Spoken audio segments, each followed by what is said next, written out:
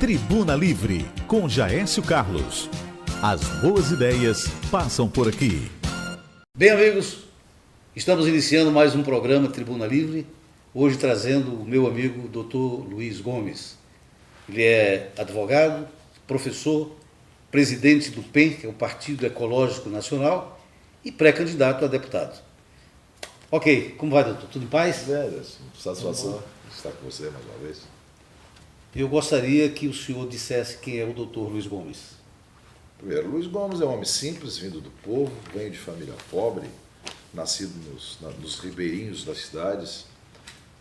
E sou um homem, me considero um vencedor pelo meu trabalho, pela dedicação dos estudos e pelo esforço.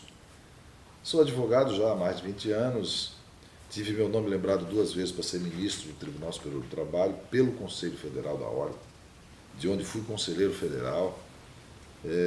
Enfim, tenho uma vida de serviço prestado no Rio Grande do Norte, com mais de 40 mil clientes atendidos aqui no nosso escritório, o que me dá a condição de dizer que temos muito o que fazer e já fizemos bastante.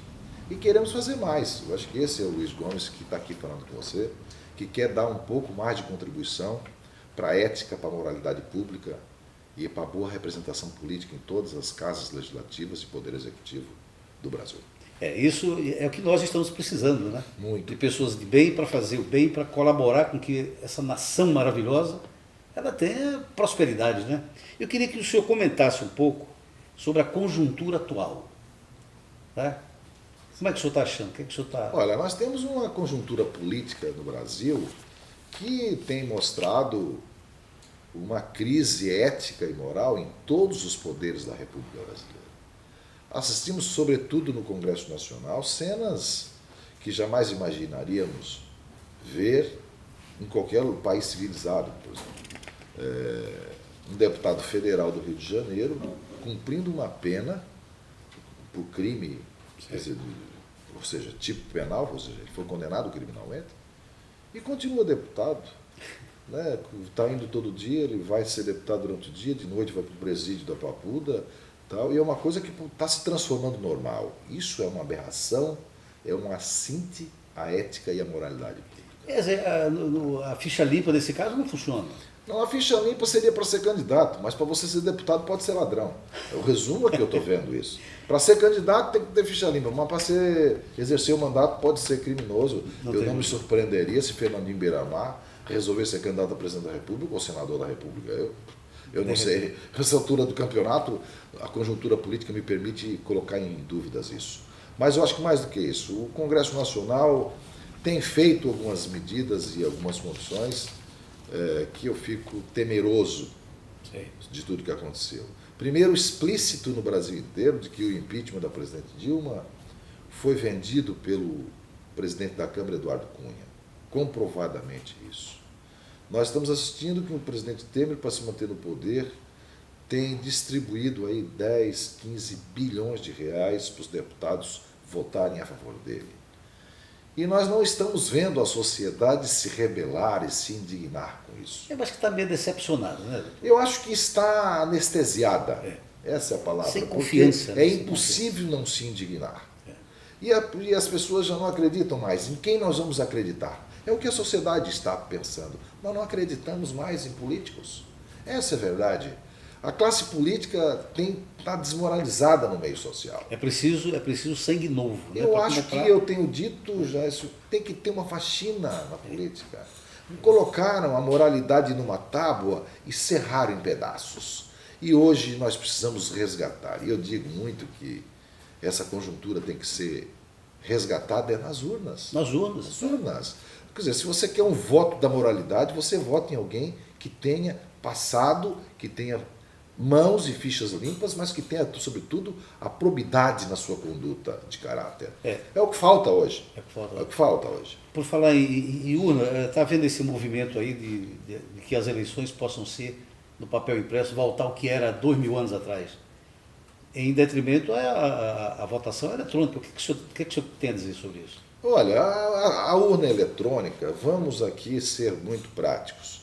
Se ela fosse uma tecnologia segura, a eleição americana, a eleição britânica, a eleição alemã, todas seriam eletrônicas. E a eleição nos Estados Unidos é manual, é de papel. Por quê? Porque é a maneira mais segura de ter um resultado correto. E hoje, com a tecnologia, nós sabemos que tudo é possível manipular.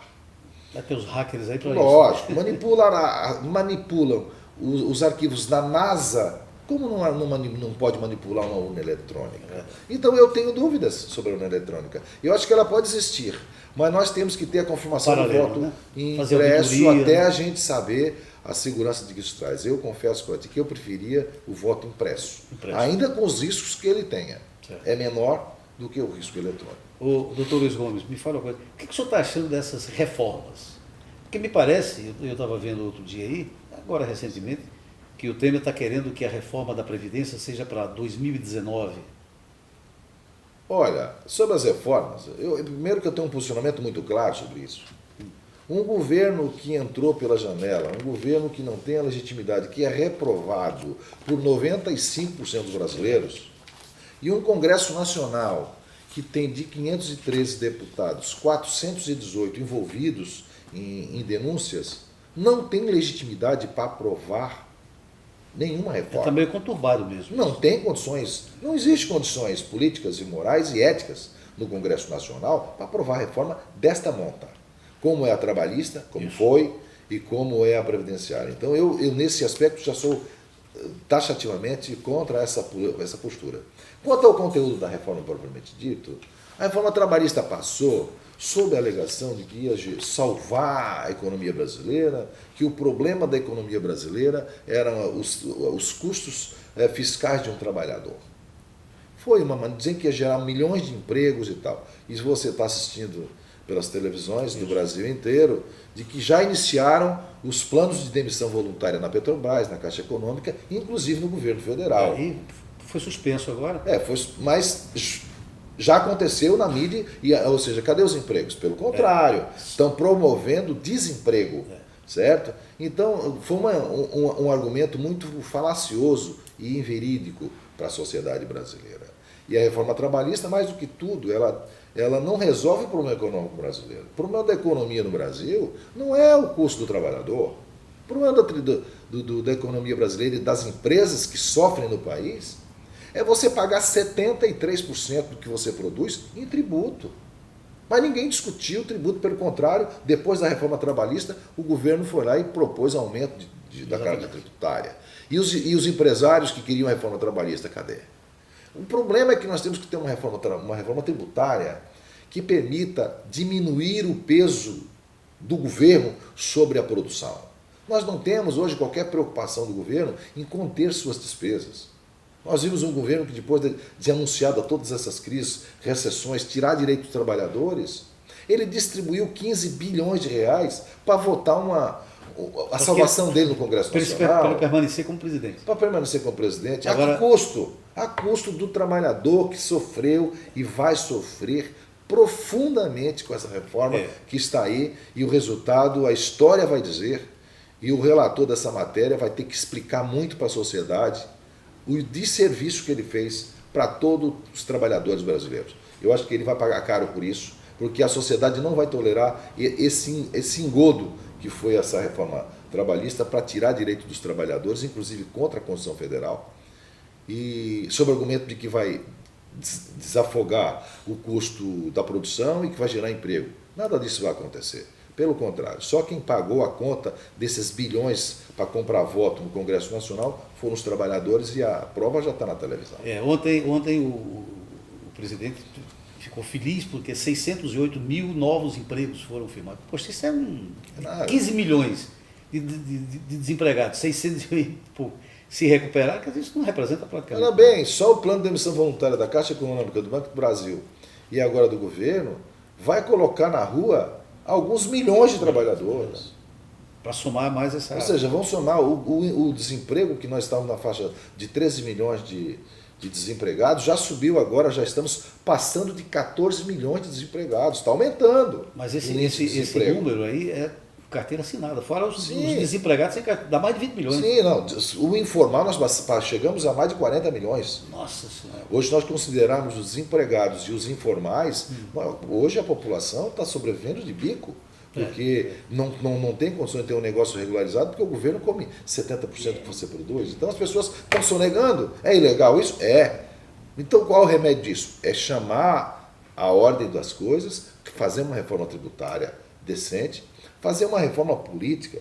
É mais do que isso. Porque a reforma política, parado porque esse aí, né? Congresso, essa metodologia de escolha de políticos, não resolve mais, porque se reelegem os mesmos que estão comprometidos até a medula com o sistema que já está viciado na corrupção, na propina. Superados.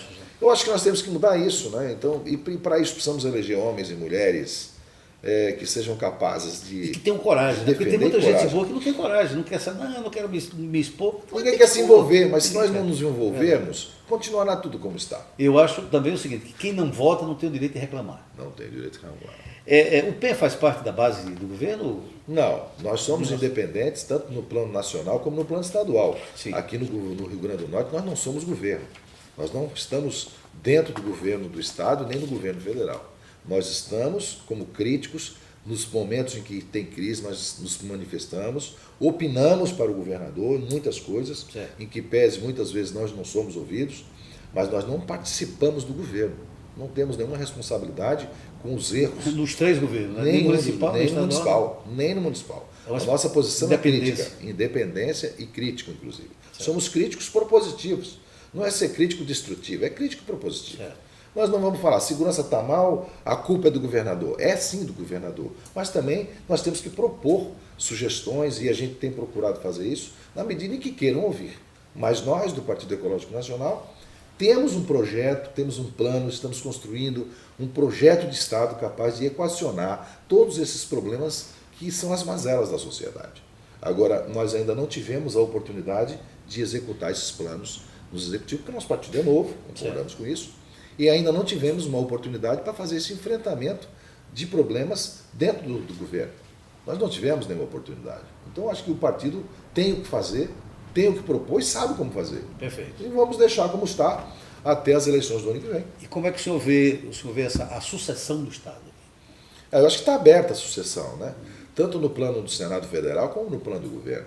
Eu acho que nós estamos aí com candidaturas previamente colocadas, que são 3 candidaturas de mandatários, que estão sofrendo a consequência do desgaste da administração difícil que estão enfrentando, tanto no plano municipal, quanto no plano estadual, quanto no Senado Federal. Quer dizer, os senadores, os majoritários do Rio Grande do Norte estão enfrentando dificuldades pela conjuntura, mas também por a falta de postura firme e de decisiva na hora de conduzir a gestão. E isso estão pagando o preço. O desgaste de todos está sendo muito alto na base da pirâmide, quer dizer, o índice de rejeição dos nomes que estão colocados são altos. E eu acho que a sociedade está esperando um nome novo, está esperando uma proposta nova, está esperando uma alternativa que mude esse cenário.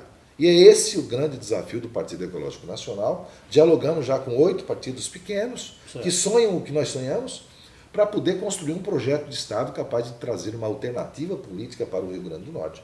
O PEN terá candidato ao governo próprio, senador próprio, ou vai se coligar? O que é que o senhor pretende? Não, nós podemos ter candidatos ao governo, ao Senado e chapas para federais e estaduais. Nós estamos discutindo, nesse momento, exatamente a estrutura política para 2018. Agora, nós não estamos partindo da premissa de nomes. Certo. Nós estamos discutindo projetos. O que o deputado federal do PEN vai fazer em Brasília? Nós vamos dizer para a sociedade. Certo. E aí nós vamos saber, dentro do partido, qual é o nome, a liderança política que tenha condições de representar esses ideais dentro do Congresso Nacional. Nós temos projetos de governo, nós vamos discutir dentro do partido e dentro dos aliados que estão formando esse grupo de discussão, qual é o nome que possa representar esses ideais para apoiarmos. Então nós não temos um projeto de nomes, mas obviamente que nós temos muitos nomes disponíveis. Vocês já estão trabalhando em cima Vários disso, né? nomes que têm condições de disputar o Senado, o governo, deputados federais, estaduais. E isso é uma construção que vai ser finalizada no decorrer da caminhada agora. Certo. E nós esperamos, fizemos uma reunião recentemente no Seridó, vamos fazer outra, mais 3 reuniões regionais. Estamos coletando informações, dados, para fazer um projeto vinculado com a sociedade, vinculado com as lideranças e com os intelectuais, empresários de cada região. Eles é que estarão nos dando a diretriz do que é mais importante para a região.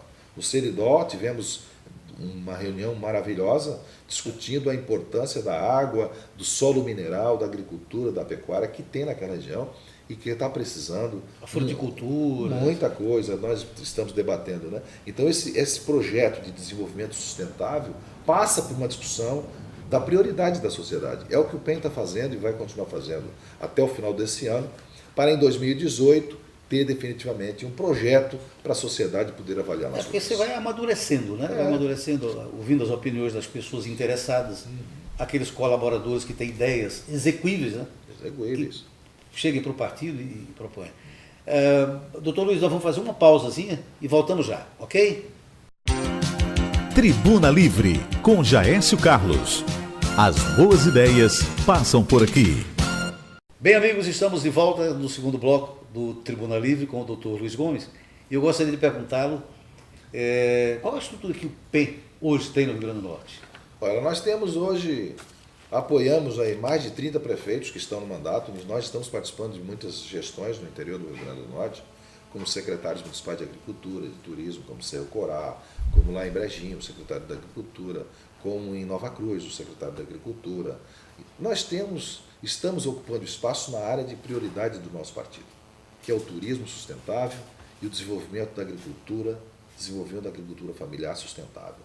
Então nós temos projetos e nós estamos executando em algumas cidades. Bom, que bom. E temos hoje 17 vereadores, deles 2 em Natal, e o que nós não tínhamos nada disso em 2014. É um avanço, um avanço muito substancial. Em pouco tempo, né? Porque 3 anos. Disputamos algumas prefeituras, perdemos por 100 votos, 70 votos, outra por 400 votos, ou seja, nós estamos com capilaridade hoje em 89 cidades do Rio Grande do Norte. O Rio Grande do Norte tem 167. Metade, Então, praticamente metade do estado nós estamos com alguma representação trabalhando. Então eu acho que o partido agora é um partido com um propósito. Todas as pessoas que estão dentro do PEN sabem por que estão dentro do partido. Eles têm objetividade. Tem clareza do que o partido pensa, clareza do que o partido quer fazer. Nós não temos desavisados e nem temos oportunistas. Nós temos um partido pessoas que defendem os ideais do partido. E é isso que nós queremos no futuro, porque assim se faz o partido. Perfeito. Então nós vamos continuar assim, queremos... Um outro critério que tem no partido é que nós não temos no partido condenados. Nós não queremos ninguém com tornozeleira dentro do partido. Quem estiver não vai ficar no partido. Se licencia ou peça para sair, até que o nome seja restabelecido e organizado. Porque é assim que funciona uma agremiação que quer ser respeitada pela sociedade. O senhor acha que as redes sociais têm alguma influência nessa mudança política, na escolha de pessoas? Qual a sua opinião com relação às redes sociais? Eu acho que a sociedade, não é a sociedade brasileira, a sociedade mundial hoje está conectada, né? Nós temos hoje no Brasil um índice altíssimo de pessoas conectadas, até porque hoje o celular te mantém conectado praticamente, né? E todo mundo tem um celular. Então acho que as redes sociais sim vão ter influência na formação das pessoas. Você vê que alguns deputados estão sofrendo já isso. Um deputado recentemente foi descer no aeroporto em Fortaleza, colocaram nas redes sociais, vamos para o aeroporto recepcioná-lo. E foram, imediatamente, tinha 300 pessoas recepcionando o deputado em Fortaleza, que não era para aplaudir, era para desmoralizá-lo pelo que ele fez no Congresso Nacional. Então, assim, recentemente, um deputado do Rio Grande do Norte foi vaiado numa festa tradicional do Rio Grande do Norte, foi lá em Santana, em Caicó. Ou seja, a sociedade nas redes sociais está transformando isso numa maneira de expressão. Eu acredito que isso vai aumentar e vai ter, sim, uma grande influência na opinião das pessoas, na formação de grupos, de debates. Né? E a gente tem feito já grupos de WhatsApp, grupos de Facebook, onde nós interagimos com as pessoas, onde nós construímos ideias, debatemos ideias virtualmente. Eu acho que esse é o grande caminho que nós temos para o futuro, muito logo. Qual é o conceito que o senhor tem de corrupção?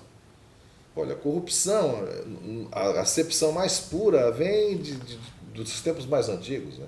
Quando você criou no Brasil o jeitinho brasileiro, na verdade foi o nome dado à corrupção mais leve, né?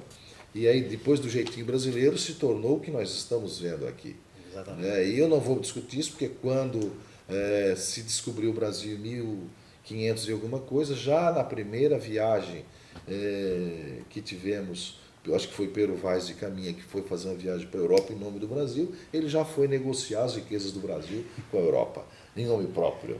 Né? Então, a história do Brasil nos permite dizer que é uma história que não é fácil extinguir o veio de muitas pessoas da quebra de ética e de corrupção. E uma outra coisa também, Gerson, que nós não podemos esquecer de dizer, é de que a República Federativa do Brasil, como é que nasceu a República Federativa do Brasil? Ela nasceu, o chefe do Estado militar do governo do Dom Pedro II, que era o Império, que respondia, que era o Marechal Deodoro da Fonseca, ele conspirou contra a coroa e junto com os Floriano Peixoto e os demais, que eram guardiões do Império, derrubaram o Império e instalaram a República Federativa do Brasil em cima de uma desconfiança, em cima de uma quebra de lealdade com a coroa de Dom Pedro II. E também para situar a história, para quem está nos vendo, Marechal Deodoro da Fonseca, que foi o primeiro presidente da República instalada no Brasil em 1891, ele não terminou o mandato dele. O vice dele era Floriano Peixoto, que também derrubou o Marechal Deodoro e foi ser presidente da República antes de terminar o mandato do primeiro presidente da República. Então vejam, senhores, a República Brasileira, desde o primeiro mandato de presidente da República, ela já vem eivada de coisas que nós assistimos agora, recentemente. Ou seja, nós tivemos, desde a abertura, após a ditadura militar até agora, poucos presidentes terminaram o mandato. É verdade. Todos sofreram golpes, ou não, mas sofreram quedas fatais. Então a República Brasileira, isso também antes da ditadura militar, nós podemos lembrar que Juscelino, que Getúlio Vargas, e vai por aí afora, sofreram muitos reveses da posição política que a gente vê hoje. Então a história brasileira não é uma página que nós vamos virar assim tão fácil. Essa história nós precisamos estudar e ter na altura nomes capazes de não permitir que condutas desleais, antiéticas, imorais ou improbas sejam regra. Nós precisamos mudar isso. E a responsabilidade de mudar é sua, é minha, é nossa, é de todo o povo brasileiro. Que quer um país sério, é lá em 2018, quando você for apertar o botão para votar, você escolha, eu vou votar a favor da probidade, eu vou votar contra a corrupção, eu quero homem sério, e vote no homem sério. E aí você muda o Brasil. Fora isso, é a repetição da história que eu acabo de dizer, de 1500, que estamos agora em 2000 e não mudamos tanta coisa assim. Até hoje não se explica a renúncia de Jânio Quadros, né? Sim. Ninguém sabe por que ele renunciou, né?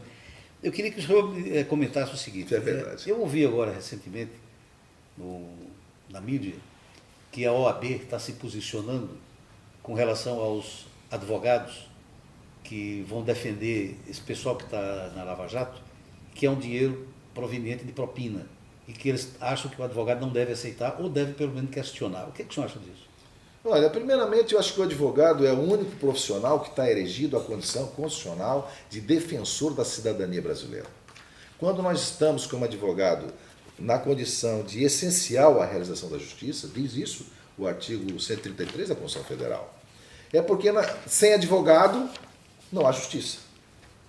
Portanto, nós não podemos também deixar de dizer que no artigo 5º da Constituição Federal, de que ninguém é condenado ou processado sem o devido processo legal. Ou seja, o advogado não é obrigado a adivinhar que alguém roubou um dinheiro e ele presumir que esse dinheiro é fruto de roubo. Não pode questionar isso. Né? Não pode questionar, porque o princípio estabelecido no artigo 5º é de que todo mundo é inocente até que prove o contrário. E que todo cidadão brasileiro, cometendo crime ou não, ele tem direito a ter um advogado. Porque a advocacia é para todos. Porque sem um advogado não existe cidadania, é bom que a gente saiba disso. E garantir a liberdade do advogado é a garantia para o cidadão. Se você tolher o exercício da advocacia, que isso imediatamente me leva à condição de tolher, porque se o advogado está sendo questionado sobre a sua conduta, nós não estamos questionando um vendedor de pipoca, nós estamos questionando alguém que tem uma prerrogativa constitucional de defender a lei, de defender a legalidade, a cidadania e a Constituição Federal, que é o advogado. Então, se a pessoa roubou ou qualquer coisa e contratou um advogado, o advogado vai defender aquela pessoa. Agora, identificando algumas situações em que ele permita conduzir para a ilegalidade, ele vai entender se dá para defender ou não. Porque mesmo um ladrão, mesmo um homicida, mesmo um latrocida, qualquer que seja o crime que a pessoa cometa, ela vai ter que ter direito a contratar o advogado que ela quiser.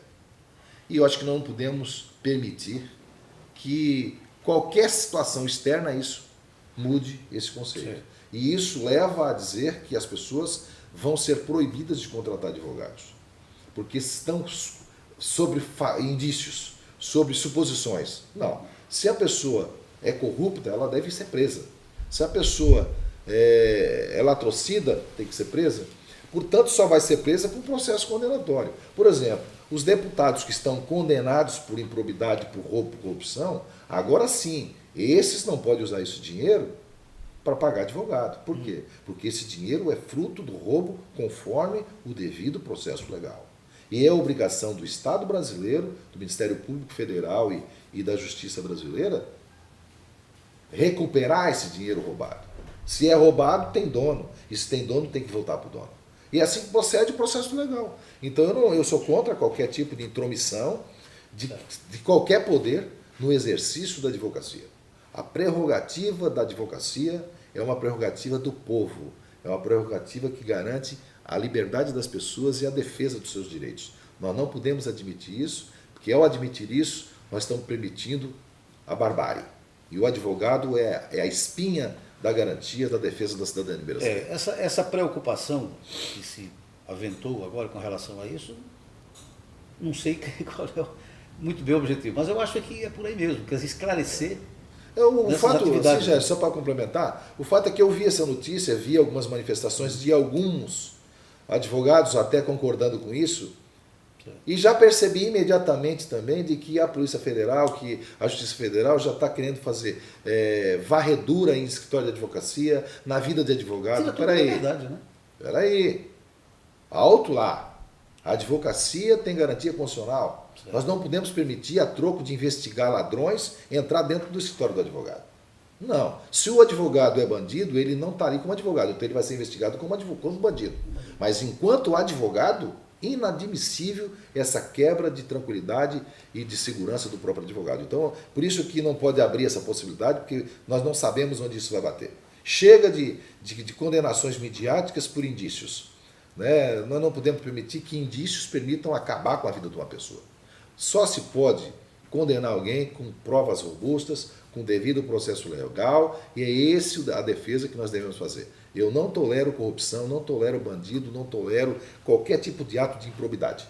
E nós temos que dar a oportunidade de justificativa e defesa, não tendo condenação e cadeia para qualquer tipo de gente que tem esse desvio de conduta. Doutor Luiz Gomes, se o PEN chegar ao governo do estado do Rio Grande do Norte? Ele vai chegar um dia, não se preocupe. Sim. Não. Estamos preparados para governar o Rio Grande do Norte. Claro. O partido tem preparo, tem homens preparados para fazer uma gestão proba no Rio Grande do Norte. Resgatar os valores perdidos no Rio Grande do Norte.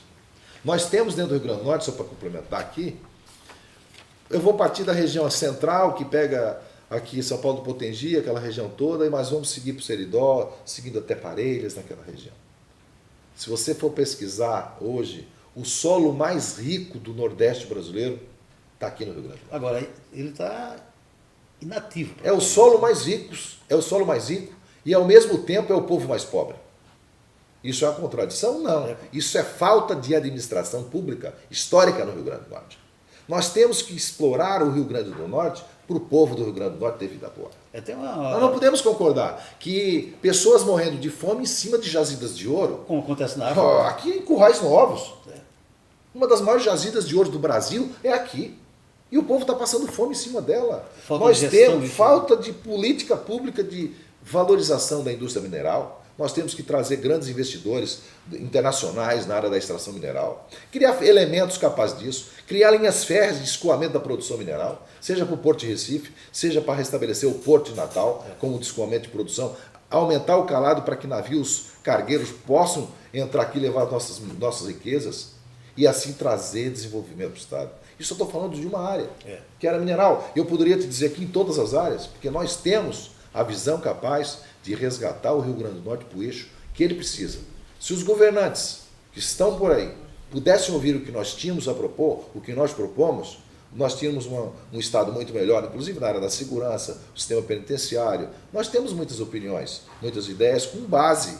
E todas que podem ser Ser executadas. executadas. Né? Não é sonho de... Não, é falácia. Imediatamente. Quer dizer, é possível fazer um Estado diferente. Agora, a sociedade tem que querer. E ela tem que avaliar que as pessoas de bem, as pessoas que têm conhecimentos, que elas demonstram isso nas suas falas, nos seus discursos. Vamos colocar nesses pontos-chave pessoas capacitadas. Não é, pelo amor de Deus, tem um pouco mais de responsabilidade. Não é receber um saco de farinha e votar no cara porque deu um saco de farinha. E a consequência, assim, eu vou dizer, hoje, os deputados federais que se elegeram pelo Rio Grande do Norte, sem falar nomes aqui, qual foi o compromisso que eles fizeram com o povo do Rio Grande do Norte para votar no Congresso Nacional? Nenhum. Eles foram lá e votaram pelos seus próprios interesses. E está aí o resultado. Os trabalhadores do Rio Grande do Norte vão pagar caro por isso. Porque não houve um pacto entre os deputados eleitos com os seus eleitores. O que nós vamos fazer? Eu acho que teria que ter um parlamentar, e o Partido Ecológico Nacional tem feito isso, é discutir com os seus eleitores, quando tiver um projeto polêmico, qual é a melhor opção para os meus eleitores. Qual é a melhor decisão que eu devo tomar no mandato sobre essa questão polêmica que eu não tenho uma posição formada, ou que eu tenho uma posição formada lá com as pessoas. O que vocês acham? Consulta, isso pode fazer até pela internet já. Que é mais fácil hoje. Mais fácil. Então está faltando o quê? A capacidade de comprometimento das pessoas. E o povo tem que cobrar isso. Eu acho que isso nós vamos conseguir avançar sim no próximo ano, porque a sociedade vai cobrar isso. E eu acho que tem que cobrar.